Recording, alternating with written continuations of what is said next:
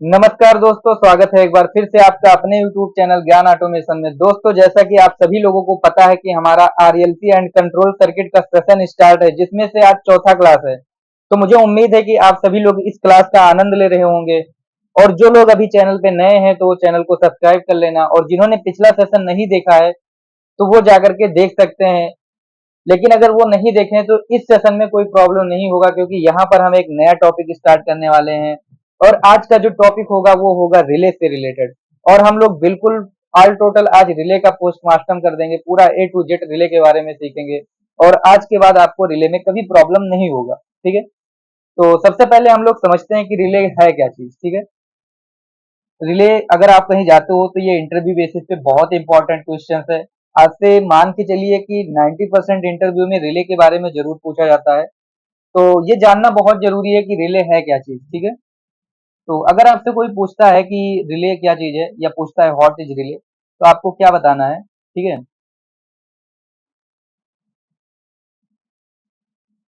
तो अगर आपसे कोई रिले के बारे में पूछता है तो आपको कहना है कि relay is a electro magnetic switching device. ठीक है,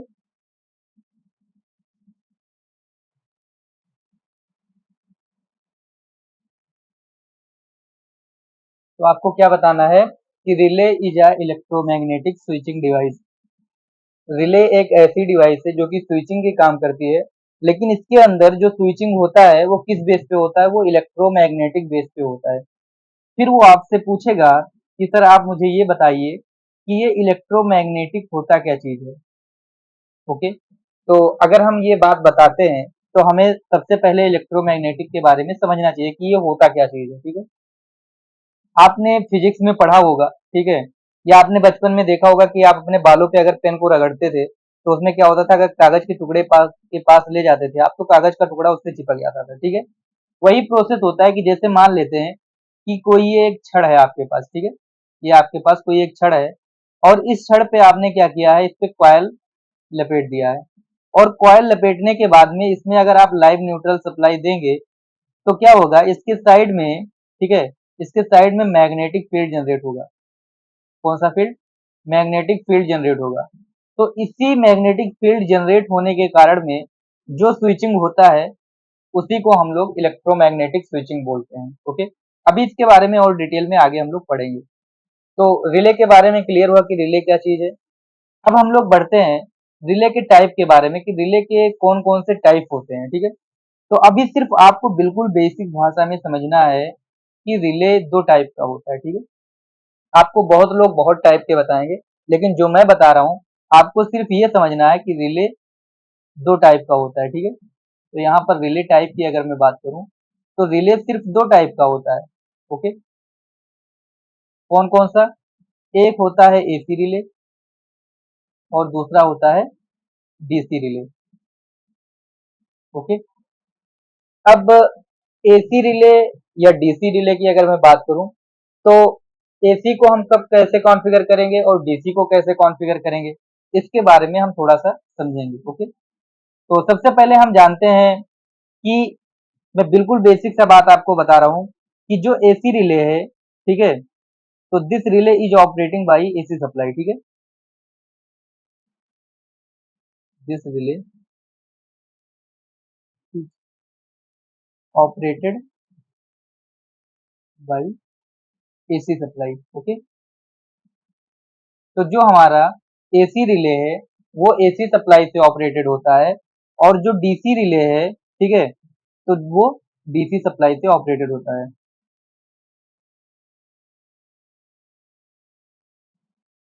ठीक है, तो ये DC सप्लाई से ऑपरेटेड होता है। अब अगर हम रिले के बारे में पढ़ रहे हैं तो हमें रिले के पिन कॉन्फ़िगरेशन के बारे में जानना बहुत जरूरी है, क्योंकि अगर हम रिले के पिन के बारे में नहीं जानेंगे तो हम नहीं डिफाइन कर पाएंगे कि रिले क्या चीज है। ओके, तो अगर आपको रिले के पिन के बारे में जानना है तो कुछ पॉइंट्स मैं आपको बता दे रहा हूँ। अगर उन पॉइंट को आप ध्यान रखेंगे तो आप कभी भी कितने भी पिन का रिले हो आप नहीं कंफ्यूज होंगे कि वो क्या चीज है। ठीक है, तो वो पॉइंट क्या चीज है उसके बारे में हम लोग देखते हैं। तो जो रिले का पिन है ठीक है, सबसे जो मिनिमम पिन आता है वो 5 पिन का रिले आता है।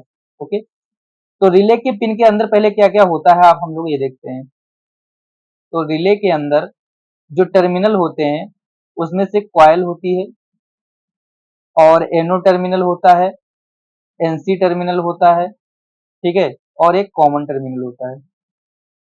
आपको रिले के अंदर ये 4 टर्मिनल देखने को मिलेंगे।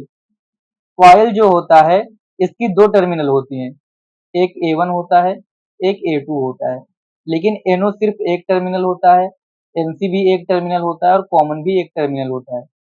ये मैं बात कर रहा हूँ 5 पिन रिले के बारे में, ठीक है, 5 पिन रिले के बारे में।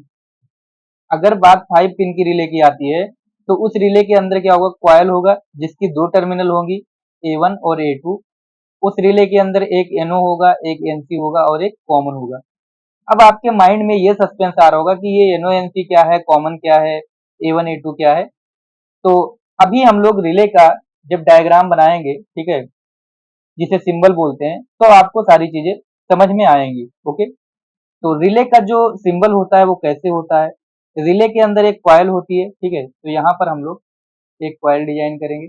ये रिले की कॉइल है जिसको A1 और A2 बोलते हैं। ओके, इस रिले में एक कॉमन होता है, तो ये रिले का कॉमन टर्मिनल है।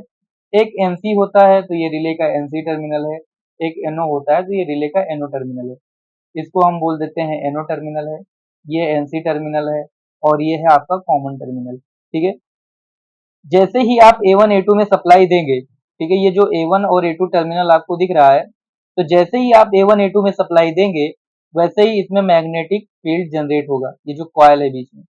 और इसके मैग्नेटिक फील्ड जनरेट होने से ये जो आपका कॉमन टर्मिनल अभी एनसी पे लगा हुआ दिख रहा है, ये इधर मूव होकर के आ जाएगा एनओ पे। तो जैसे मान लीजिए आपने इस टर्मिनल पे 24 वोल्ट सप्लाई दिया है, तो अभी 24 वोल्ट यहाँ मिल रहा होगा आपको, लेकिन जैसे ही आप इसको एनर्जाइज करेंगे रिले को, वैसे ही 24 वोल्ट कहाँ मिल जाएगा, इस एनओ वाले टर्मिनल पे 24 वोल्ट मिल जाएगा। ठीक है, लेकिन अब आपके मन में एक कंफ्यूजन और चल रहा होगा कि सर ये जो रिले है इसके हम कॉइल में कौन सी सप्लाई देंगे, एसी सप्लाई देंगे या डीसी सप्लाई देंगे। तो इस रिले में अगर आप देखोगे तो साइड में लिखा रहता है और उसके कॉइल पे भी लिखा रहता है कि कौन सी सप्लाई देना है। तो अभी मैं यहाँ पर चाहे बोल देता हूँ, आप एसी सप्लाई और डीसी सप्लाई कॉइल पे दोनों दे सकते हो। अब आपको डिफाइन करना है कि कैसे हम पता करेंगे एसी सप्लाई देना है, कैसे डीसी सप्लाई। तो अभी मैंने रिले का ये जो इमेज डाल के रखा है इसमें मैं आपको दिखाता हूँ। ठीक है, तो यहाँ पर एक रिले का फोटो है, आप देख सकते हो। इस रिले के अंदर यहाँ कॉइल पे लिखा हुआ है, आप अंदर देखो तो यहाँ पर लिखा हुआ है कि ये 24 वोल्ट सप्लाई डीसी लिखा हुआ है यहाँ पर। तो इससे आप पता कर सकते हो कि रिले के कॉइल में 24 वोल्ट डीसी देना है या 220 वोल्ट एसी देना है। अगर यहाँ पर एसी सप्लाई देना होता तो यहाँ पर 220 वोल्ट लिखा रहता। ओके, तो अभी 24 वोल्ट डीसी लिखा हुआ है, तो इसका मतलब हम लोग क्या करेंगे, इसमें डीसी सप्लाई देंगे। ओके, अब हम बात करते हैं कि ये तो बात हो गई 5 पिन रिले के बारे में, लेकिन आपने सुना होगा कि जो रिले है वो 8 पिन का भी आता है, 11 पिन का भी आता है और 14 पिन का भी आता है। तो आपके माइंड में एक सस्पेंस ये बन रहा होगा कि सर जो रिले का पिन है, तो अगर रिले की पिन बढ़ती है तो उसमें कौन कौन सी पिन बढ़ती है, क्या A1 A2 बढ़ जाता है या कॉमन बढ़ता है, येनो बढ़ता है, एनसी बढ़ता है, क्या बढ़ता है। ठीक है, तो यहाँ पर इसको मैं बोल देता हूँ कि ये 5 पिन का रिले है। ओके, अब अगर रिले का पिन बढ़ेगा तो रिले के पिन में क्या बढ़ेगा, जो A1 A2 रहता है वो कभी नहीं बढ़ता है।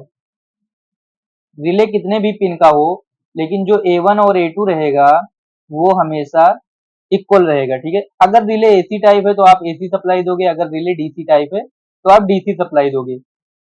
आपके पास पहले कितना कॉमन था, एक कॉमन था, एक एनसी था और एक एनओ था।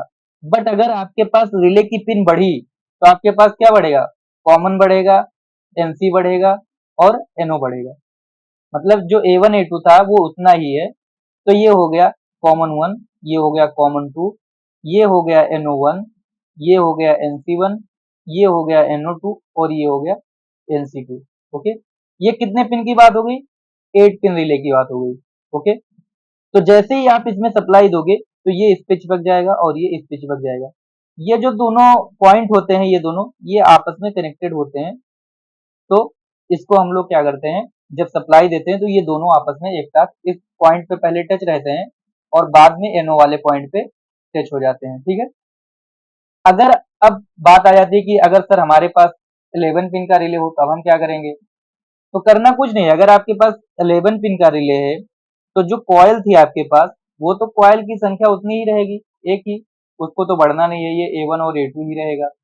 बढ़ेगा तो क्या बढ़ेगा? जो कॉमन टर्मिनल था इसमें जो NC टर्मिनल और जो NO टर्मिनल था यही आपका बढ़ जाएगा। पहले 2 NC और 2 NO था, अब क्या होगा? अगर 11 पिन का हो गया तो 3 कॉमन हो जाएगा, 3 NC हो जाएगा और 3 NO हो जाएगा। ओके, ये हो गया आपका कॉमन 1, कॉमन 2 और कॉमन 3। ओके, ये 11 पिन के रिले की बात हो रही है। यहाँ पे NO1, NO2 और NO3 हो जाएगा, ये हो जाएगा NC1 और NC2 और NC3। ओके, तो ये तो हो गई 5 पिन की बात, 8 पिन की बात और 11 पिन रिले की बात हो गई। लेकिन आपके माइंड में फिर से एक क्वेश्चन उठेगा, वो क्वेश्चन ये है कि सर हमने ये देखा है कि जो रिले में ये पिन होते हैं NONC, इनका एक नंबरिंग होता है कुछ। मैं कहूंगा हाँ भाई होता है। तो वो नंबरिंग क्या होता है उसके बारे में हम लोग देखते हैं, ठीक है। तो जैसे एक रिले है हमारे पास, ठीक है, इस रिले में आप देख सकते हो कि इसके साइड में पिन के पीछे कुछ नंबर्स लिखे हुए हैं। यहाँ पर अगर आप देखोगे तो इधर 3 नंबर लिखा हुआ है, इस साइड में 4 लिखा हुआ है, ठीक है, यहाँ पर 1 लिखा हुआ है, इधर 2 लिखा हुआ है, ठीक है, इधर 5 लिखा है, इधर और कुछ लिखा है, 6 लिखा है, ठीक है।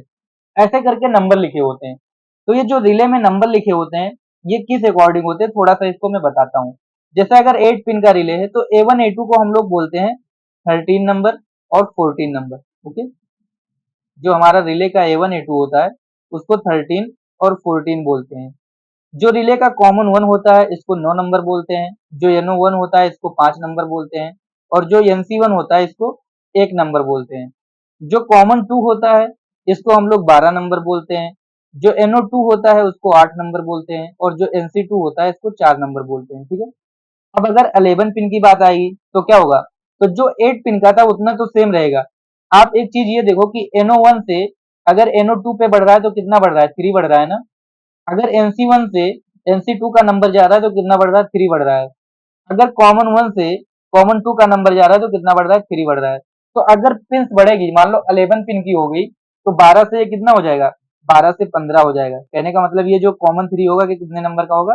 15 नंबर का होगा। ओके, तो इस तरीके से ये बढ़ जाएंगी पिन। तो बस अगर आपको मान लीजिए कॉमन और NONC की टेस्टिंग करनी है तो आप मल्टीमीटर से टेस्टिंग भी कर सकते हो। अगर आप एक पॉइंट मल्टीमीटर का मल्टीमीटर फंक्शन के बारे में मैंने एक्सप्लेन किया है, जिनको मल्टीमीटर के बारे में नहीं आ रहा तो उस वीडियो को देख लीजिए। तो जैसे ही आप मल्टीमीटर को कंटिन्यूटी पे सेट करोगे और कॉमन पे और NC टर्मिनल पे आप पॉइंट को लगाओगे वैसे ही आपका मल्टीमीटर बीप करने लगेगा, ठीक है। तो इस तरीके से आप रिले का कॉमन और NC चेक भी कर सकते हो। ओके, आप यहाँ पर देख सकते हो कि ये रिले का इमेज है, मैंने डाल भी दिया ताकि आपको कंफ्यूजन ना हो कि रिले कैसा होता है। तो रिले कुछ इस तरीके से होता है और ये रिले के पिन के बारे में भी एक्सप्लेन किया गया है कि ये रिले का कौन कौन सा पिन है। ओके, ये रिले का कौन कौन सा पिन है इसके बारे में भी एक्सप्लेन किया गया है, ठीक है। अच्छा, दूसरी चीज, अब आपके मन में एक बात ये चल रहा होगा कि सर आपने तो सिर्फ AC और DC रिले बताया है, लेकिन रिले तो बहुत टाइप के होते हैं। ठीक है, मैं उसको भी बताता हूँ। रिले कौन कौन से टाइप के होते हैं उसके बारे में मैं आपको एक्सप्लेन करता हूँ, ठीक है। तो अभी तो मैंने सिर्फ सप्लाई के बेस पे बता दिया कि रिले AC और DC होता है, लेकिन अभी आपसे कोई पूछ ले कि मुझे आप पोल के बेस पे बताओ कि रिले किस टाइप के होते हैं, या आप रिले के ऑपरेशन के बेस पे बताओ रिले किस टाइप के होते हैं, ठीक है। तो अगर मैं रिले का टाइप बताता हूँ, ठीक है, टाइप ऑफ रिले अकॉर्डिंग पोल, ठीक है, अकॉर्डिंग पोल। पोल का मतलब क्या है कि ये जो रिले में टर्मिनल हैं, अगर इसके अकॉर्डिंग मैं रिले की टाइप की बात करूंगा तो कौन कौन से रिले होते हैं उसमें हमें ये देखना है। तो जो फर्स्ट टाइप रिले है उसको हम लोग बोलते हैं SPST।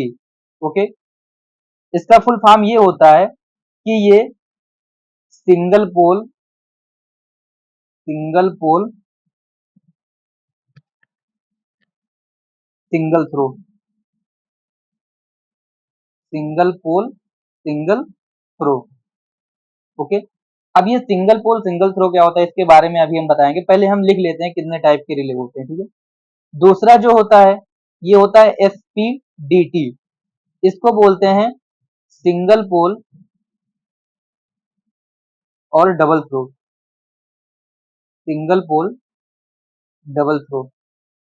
तीसरा टाइप जो रिले होता है वो होता है आपका DPST, DPST मतलब डबल पोल और सिंगल थ्रो, ठीक है। और जो चौथा रिले होता है आपका, ठीक है, ये होता है DPDT मतलब डबल पोल और डबल थ्रो, ओके। अच्छा, अब अगर इसके अकॉर्डिंग, ये तो बात हो गई पोल के अकॉर्डिंग, इसका सिंबल कैसे होता है थोड़ा इसके बारे में हम लोग देखते हुए चलते हैं। तो जो हमारा single pole single throw relay होता है उसमें बस सिर्फ क्या होता है, एक पोल होता है, ठीक है, ऐसे ये आपका एक पोल होता है, इस तरीके से इस रिले का सिंबल होता है। ये सिंगल पोल सिंगल थ्रो है, ओके। इसको मैं रेड कलर से बना देता हूँ ताकि आपको डिफरेंट पता चले, ठीक है। तो अगर सिंगल पोल सिंगल थ्रो की बात आती है तो इसमें एक ही टर्मिनल होता है और एक ही ये एनओ ही बना रहता है, ओके। अगर बात आती है सिंगल पोल डबल थ्रो की तो इसमें क्या होता है कि एक कॉमन होता है, ठीक है, एक कॉमन होता है और एक एनओ होता है, एक एनसी होता है, ठीक है। ये हो गया आपका सिंगल पोल डबल थ्रो की, ओके। यहाँ से मैं शेप ले लेता हूँ, ठीक है। तो ये सिंगल पोल डबल थ्रो की बात होगी। अगर डबल पोल सिंगल थ्रो की बात आती है तो ये कैसे होता है इसके बारे में भी देखते हैं। तो अगर डबल पोल और सिंगल थ्रो की बात आती है तो यहाँ पर अब आपके पास जो पोल होंगे वो डबल हो जाएंगे इधर, ठीक है, ये आपके पास डबल पोल हो जाएगा। और सिंगल थ्रो की बात आती है, ठीक है, देखो एक होता है डबल पोल डबल थ्रो, एक होता है double pole single throw, okay. तो अभी यहाँ पे क्या है कि ये पोल तो डबल हो गया आपके पास, ठीक है, और यहाँ पर ये सिंगल थ्रो रहेगा, मतलब ये दोनों आपस में कनेक्टेड रहेंगे, ठीक है, ये दोनों आपस में कनेक्टेड रहेंगे। अब आती है डबल पोल डबल थ्रो की बात, ठीक है। तो डबल पोल डबल थ्रो में क्या होता है कि इसमें पोल भी दो रहेंगे और थ्रो भी दो रहेगा, मतलब आप ऐसे समझ सकते हो इसको, थोड़ा सा इसको बड़ा बनाते हैं। तो इसमें क्या होगा कि आपके पास एक पोल तो ये हो गया और एक पोल ये हो गया, ठीक है, ये तो हो गए डबल पोल। डबल थ्रो का मतलब क्या, इसका भी एनसी रहेगा, ठीक है, इसका एनसी भी रहेगा और इसी का एनओ भी रहेगा, ठीक है। थोड़ा सा बड़ा और बनाते हैं ताकि सस्पेंस ना हो, इसमें क्लियरिटी आ जाए, ठीक है। तो डबल पोल रहेगा तो पहले डबल पोल बना लेते हैं, ये हो गया एक पोल और ये हो गया दूसरा पोल। इसका एक एनसी होगा एक एनओ होगा और इसका भी एक एनसी और एक एनओ होगा, ठीक है। तो इसको हम लोग बोलते हैं डबल पोल डबल थ्रो। जैसा कि अभी हमने पढ़ा ना 5 पिन का रिले, 8 पिन का रिले, 11 पिन का रिले, तो वो सारा जो रिले के बारे में पढ़ा वो पोल के अकॉर्डिंग था, ओके। बट अगर यही बात आती है आपका कि आप ऑपरेशन के अकॉर्डिंग बताओ कि रिले कितने टाइप के होते हैं, किसके अकॉर्डिंग, ऑपरेशन, ऑपरेशन का मतलब रिले की वर्किंग के अकॉर्डिंग आप ये बताओ कि रिले कितने टाइप के होते हैं, ठीक है। तो मैं यहाँ पर लिख देता हूँ रिले टाइप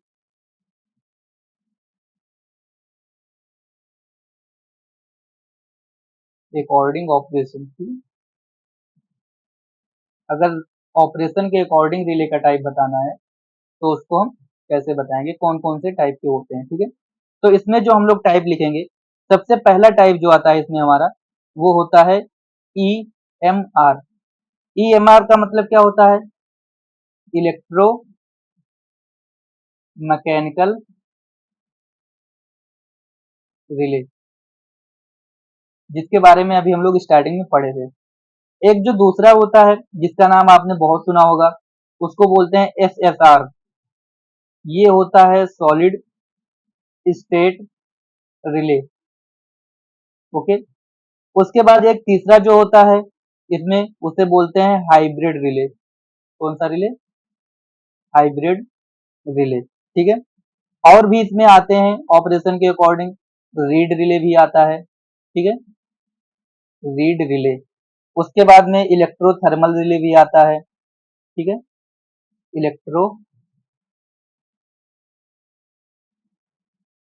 थर्मल रिले, ठीक है।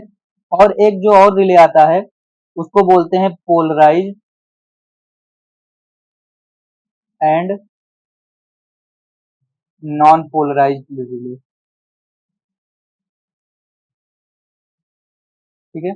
तो ये रिले के जो टाइप थे ये किसके अकॉर्डिंग थे, ये ऑपरेशन के अकॉर्डिंग थे।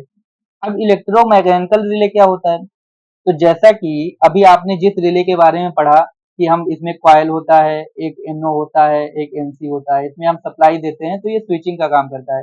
ये हो गया इलेक्ट्रोमैकेनिकल रिले। बात आती है सॉलिड स्टेट रिले की। तो सॉलिड स्टेट रिले क्या होता है, इसमें जो स्विचिंग होती है, ठीक है, जैसे इसमें क्या हो रहा था कि जो कॉइल लगा था इसकी हेल्प से स्विचिंग हो रही थी अगर इसमें मैग्नेट फील्ड जनरेट हो रहा था।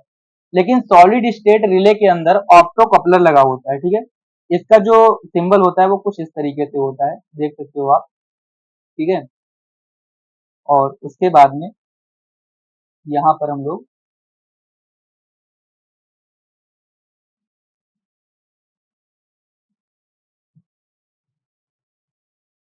यहाँ पर अपना लोड कनेक्ट करते हैं। इधर आपका लोड सर्किट होता है और इसमें जो वर्किंग होती है ना ये ऑप्टो कपलर की हेल्प से होती है। ये आप जो देख रहे हो ये ऑप्टो कपलर होता है।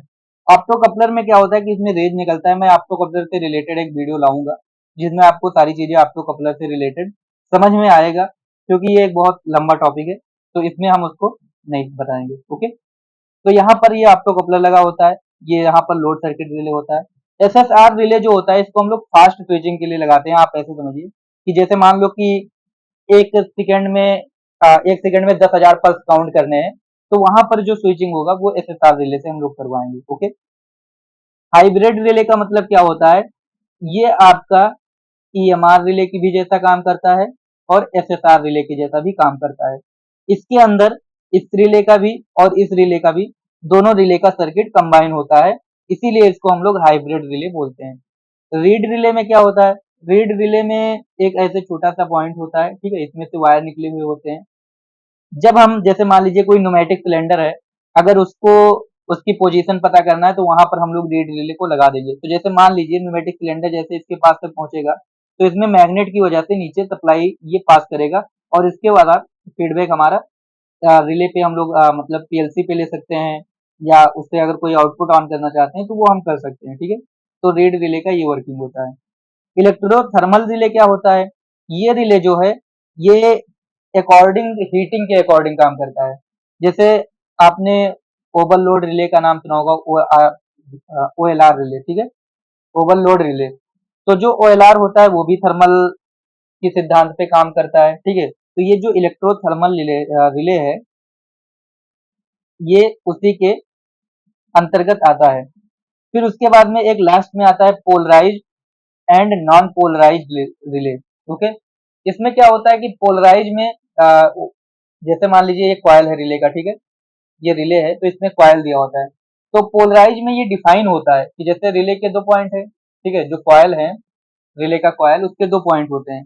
जैसे मैं बना देता हूँ यहाँ पर, ये रिले का कॉइल है तो इसके दो पॉइंट है, A1 और A2। तो अगर पोलराइज की बात आएगी तो इसमें डिवाइड होगा कि प्लस इस पे देंगे माइनस इस पे देंगे, या माइनस इस पे देंगे और प्लस इस पे देंगे, मतलब डिसाइड हो जाता है। बट नॉन पोलराइड में ऐसा कुछ नहीं होता है, हम किसी पे कुछ भी दे सकते हैं। जैसे A1 A2 है तो चाहे हम इस पे प्लस दें चाहे इस पे माइनस दें, चाहे इस पे माइनस दें चाहे इस पे प्लस दें, ठीक है। तो ये इतना रिले का टाइप था, ठीक है, रिले के टाइप के बारे में मैंने एक्सप्लेन किया है। रिले के अंदर कितने पिन होते हैं, कौन कौन टाइप के होते हैं, ठीक है। रिले जितना भी रिले से रिलेटेड चीजें थी रिले के अंदर की बात वो मैंने सारा कुछ बता दिया। यहाँ पर मैंने एक इमेज भी डाल के रखा है, इसको भी आप देख सकते हो, ठीक है, कि ये जो रिले है इसमें जितने भी टाइप के रिले मैंने आपको बताया, ठीक है, जितना भी टाइप का रिले मैंने आपको बताया है उसका सारा का फोटो मैंने डाल के रखा है इसमें, ठीक है। जैसे ये आपका टर्मिनल रिले दिख रहा है, रिले का टर्मिनल है ये, ओके। ये हाई कैपेसिटी रिले है एसी लोड के लिए। यहाँ पर आयो रिले है, ठीक है, कंट्रोल रिले है। तो जितना रिले का टाइप मैंने बताया उसका ये सब फोटो है, आप देख सकते हो वीडियो में, ओके। अब हम लोग रिले का यूज करके एक सिंगल फेज पंप को ऑपरेट करेंगे या होल्डिंग करेंगे, ठीक है। अगर रिले से आपको एक सिंगल फेज का पंप चलाना है तो आप उससे कैसे सर्किट बनाओगे, इसको हम लोग देखेंगे, ठीक है।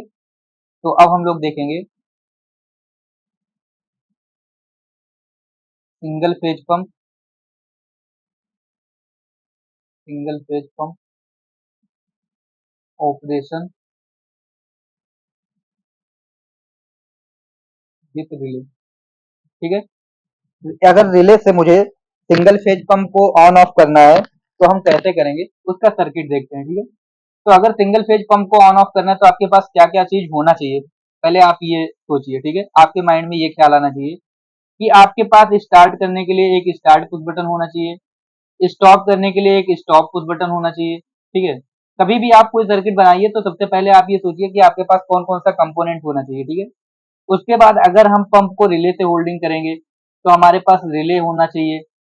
अगर हमें लाइट को ऑन ऑफ दिखाना है या मतलब पंप को चलते हुए या ऑफ कंडीशन में दिखाना है तो आपको इंडिकेटर भी चाहिए, ठीक है। और उसके बाद में आपको पंप ऑपरेट करना है तो आपको एक पंप भी चाहिए। पंप कैसा होना चाहिए, ये सिंगल फेज का होना चाहिए, ठीक है। तो और आपके पास कुछ वायर होने चाहिए, ठीक है, सम वायर। ये सारी चीजें जब आपके पास रहेंगी तो आप एक सिंगल फेज पंप को चला पाएंगे, ठीक है। तो हम लोग सिंगल फेज पंप ऑपरेट करने के लिए सर्किट देखते हैं।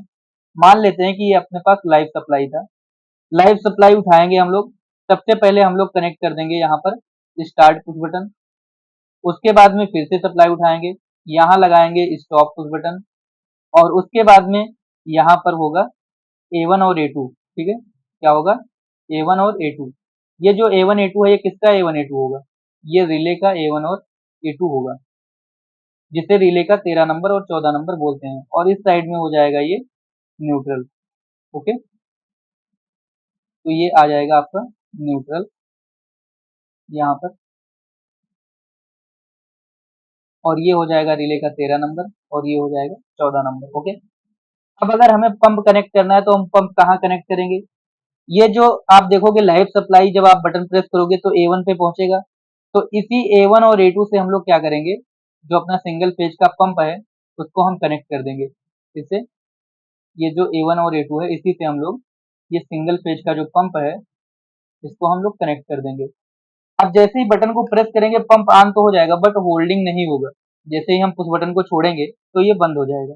तो अब मुझे होल्डिंग भी करना पड़ेगा। होल्डिंग करने के लिए जैसे एक रिले था, मैं बताया था आपको, जैसे ये रिले है A1 और A2 है ये इसका, ओके। ये AC टाइप रिले है। इसका एक कॉमन होता है, एक NC होता है, एक NO होता है। अगर मैं 8 पिन का रिले लूंगा तो दो कॉमन, दो NC और दो NO होंगे, ठीक है। ये NC1 है, वो NO1 है, ये NC1 है, ये NO2 है, ये NC2 है, और ये आपका कॉमन वन है, ये कॉमन टू है। तो इसमें होल्डिंग करने के लिए हम लोग क्या करेंगे, यहाँ पर NO1 ले लेंगे, ठीक है, या कॉमन वन ले लेंगे और NO1 ले लेंगे, ठीक है। इससे हमने क्या कर दिया, होल्डिंग कर दिया। तो अब हमने कॉमन वन और NO1 को यूज कर लिया तो हमारे पास बचा क्या, कॉमन टू, NO2 और NC2। इससे हम लोग क्या करेंगे कि जो हमें इंडिकेटर लगाना है इंडिकेटिंग के लिए उसको हम लोग लगा लेंगे। कैसे लगाएंगे, यहाँ से लाइव सप्लाई उठाएंगे, ओके। और रिले का कॉमन टर्मिनल जो था, कॉमन टर्मिनल जो कॉमन टू है क्योंकि कॉमन वन हमने यूज कर लिया, इसका एक NO होगा, एक NC होगा, ठीक है। तो एक इंडिकेटर हम लोग NC पे लगाएंगे और एक NO पे लगाएंगे, और इन दोनों को लूप करेंगे, और लूप करने के बाद यहाँ से न्यूट्रल सप्लाई दे देंगे, ठीक है। तो अभी जैसे मान लेते हैं कि ये रेड इंडिकेटर है और ये ग्रीन इंडिकेटर है। तो जैसे ही पंप ऑन होगा वैसे ही ये ग्रीन पे आ जाएगा, इधर आ जाएगा, और इससे क्या होगा, ग्रीन वाला इंडिकेटर ऑन हो जाएगा। अगर पंप नहीं ऑन है तो ये रेड इंडिकेटर ऑन रहेगा। तो इस तरीके से हम रिले का यूज करके एक सिंगल फेज पंप का स्टार्ट स्टॉप बना सकते हैं। इसका प्रैक्टिकल करके भी हम लोग साथ में देख लेते हैं, ठीक है, कि वर्किंग है या नहीं है, ठीक है। तो इसका प्रैक्टिकल करके साथ में देखते हैं, इसको हटा देते हैं। तो अभी हमारे पास क्या होना चाहिए, एक स्टार्ट पुश बटन होना चाहिए NO, एक स्टॉप पुश बटन होना चाहिए, ठीक है। तो एक स्टॉप पुश बटन ले लेते हैं, ये हो गया स्टॉप पुश बटन। इन दोनों को आपस में कनेक्ट कर देना है। उसके बाद आपके पास रिले का कॉयल होना चाहिए A1 A2, ठीक है। तो यहाँ से हमने रिले का कॉयल ले लिया A1 और A2। A1 को मैंने यहाँ से कनेक्ट कर दिया और A2 को चाहिए न्यूट्रल, तो आप यहाँ से न्यूट्रल सप्लाई ले लीजिए और इससे आप कनेक्ट कर दीजिए, ठीक है। इतना करने के बाद में आपको यहाँ होल्डिंग भी करना है। होल्डिंग करने के लिए आपको एनो कॉन्टेक्ट चाहिए, तो आप यहाँ से एनो कॉन्टेक्ट ले लीजिए और इसको इससे कनेक्ट कर दीजिए, ठीक है, और इसको इससे कनेक्ट कर दीजिए। और आपको इस बात का ध्यान रखना है कि इस रिले का नेम जो है और इसका कॉन्टेक्ट का नेम सेम होना चाहिए, तभी ये समझेगा कि हाँ ये रिले का एनो है। ओके, उसके बाद में इतना होने के बाद में अब जैसे कि हमें जो इंडिकेटर लगाना है, तो इंडिकेटर को कैसे लगाएंगे, उसके लिए रिले का एक होना चाहिए एनो और एक एनसी होना चाहिए और एक कॉमन होना चाहिए। मतलब जो रिले का दूसरा कॉमन और एनो एनसी बचा हुआ था उसको हम लोग ले लेंगे, ठीक है। तो ये है, तो एक इंडिकेटर को हम लगा देंगे एनसी से और एक को लगा देंगे एनओ से, और कॉमन पे कौन सा सप्लाई देंगे, लाइव सप्लाई। तो ये लाइव सप्लाई है, ठीक है। इसको हम लोग यहाँ से कॉमन पे भी दे देंगे और यहाँ से हम एनओ पे भी दे देंगे, ठीक है। उसके बाद में इन दोनों को लूप करेंगे और लूप करने के बाद में यहाँ न्यूट्रल से कनेक्ट कर देंगे। ओके, तो इसको मैंने यहाँ से कनेक्ट कर दिया। इतना करने के बाद में, ठीक है, इतना करने के बाद में आपको करना क्या है कि यहाँ से स्टार्ट करना है, और स्टार्ट करोगे तो अभी देखोगे कि रिले अभी आपका ऑफ कंडीशन में, ठीक है। अभी मैंने सिंगल फेज का पंप नहीं लगाया है, तो सिंगल फेज का पंप भी लगा लेते हैं ताकि आपको चलते हुए दिखे, ठीक है। तो यहाँ आपको मिल जाएगा सिंगल फेज का मोटर, ठीक है, ये है सिंगल फेज का मोटर। इसको हम लोग कनेक्ट कर लेते हैं, तो ये A1 से कनेक्ट हो जाएगा और ये A2 से कनेक्ट हो जाएगा, ठीक है। और उसके बाद में यहाँ से हम PE दे देंगे, इसको ग्राउंड कर देंगे पंप को। तो ये मोटर को हमने ग्राउंड कर दिया। ओके, तो अब हम लोग क्या करते हैं, ऑपरेट करके देखते हैं। तो मैंने स्टार्ट किया, अभी आप देख सकते हो ये पंप नहीं चल रहा है। तो अगर पंप नहीं चल रहा है तो इंडिकेटर कौन सा ऑन है, रेड इंडिकेटर ऑन है। यहाँ से जैसे ही मैं स्टार्ट बटन को प्रेस किया तो ये पंप ऑन हो गया। तो ये भी रेड कलर का इंडिकेटर है, आप इसका कलर चाहो तो चेंज कर सकते हो। कैसे चेंज हुआ कलर, तो आपको इस पर क्लिक करना है, क्लिक करने के बाद वैल्यू में जाना है, यहाँ कलर में जाना है और यहाँ से इसको आप ग्रीन इंडिकेटर कर दीजिए। अब स्टार्ट करिए, तो अभी स्टॉप है तो ये रेड इंडिकेटर है। जैसे ही आप स्टार्ट करोगे ग्रीन इंडिकेटर ऑन हो गया, फिर आप स्टॉप करोगे तो रेड इंडिकेटर ऑन हो गया, आप स्टार्ट करोगे तो ग्रीन इंडिकेटर ऑन हो गया। तो इस तरीके से हमने पूरा रिले के बारे में A to Z सीखा, पूरा रिले का पोस्ट मास्टर कर दिया, और उसके बाद में साथ साथ हमने रिले का प्रैक्टिकल भी कर लिया। तो आज के इस टॉपिक में रिले पूरा खत्म होता है, और नेक्स्ट टॉपिक में हम लोग पढ़ेंगे कॉन्टेक्टर के बारे में, और उसके नेक्स्ट टॉपिक में फिर ओवरलोड रिले के बारे में पढ़ेंगे, और फिर हम लोग आगे ऐसे ही बढ़ते जाएंगे। तो मुझे उम्मीद है कि आज की क्लास आपको पसंद आई होगी। तो आज का क्लास यहीं पे समाप्त करते हैं। जय हिंद, जय भारत।